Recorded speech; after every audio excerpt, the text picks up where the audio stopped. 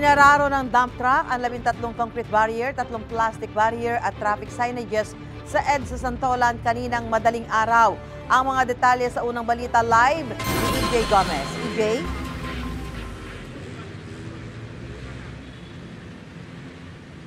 Susan, dinadaanan itong busway ng Santolan Station kaninang pasado alas 12 ng madaling araw. Matapos araruhin ng isang dump truck ang 16 na concrete at plastic barriers, gayon din ang ilang traffic signages.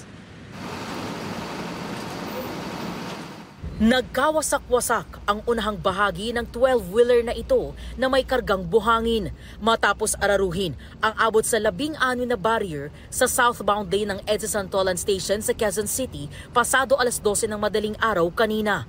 Sa lakas ng impact, halos madurog ang ilan sa mga nabanggang concrete barriers. Nagkapira-piraso naman ang 3 plastic barriers. Damay rin ang traffic sign sa istasyon ng Santolan Bus Carousel.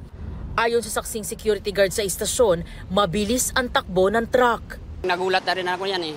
Kanina lakas din, parang lumidildol din. Masasabi ko medyo mabilis kasi papaba pa siya eh. Palusong siya tapos siguro nakatulog na siya eh.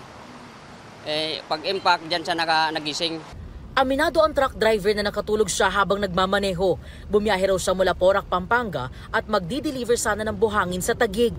Yun, nakaidlip po ako, tapos nung nagulat na lang po ako, nung kakabigin ko po yung manibela, hindi na po ako kaya. Yung dire-diretso na lang po, ma'am. Hindi ko na po napreno, diretso biyahe na po. Kaya po pagod po, tapos puyat. Wala naman daw nadamay sa aksidente ayon sa MMDA. Pasado alas 4 kanina nang hilahin ng towing truck ng MMDA ang dump truck.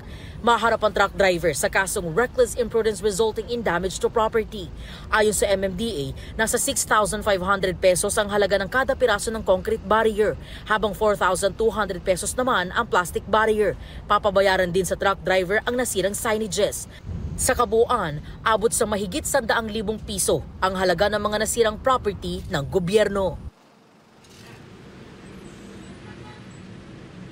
Susan, tumagalan ng 4 na oras ang clearing operations ng MMDA dito sa pinagyarihan ng aksidente. Katatapos lang maglinis ng ilang street sweepers ng MMDA. Yan yung mga natirang debris mula doon sa mga nabanggang concrete barriers. At sa mga puntong ito, bagamat marami ng sasakyan sa kalsada, ay dire-diretso pa rin naman ang daloy ng trapiko. At yan ang unang balita mula rito sa Quezon City.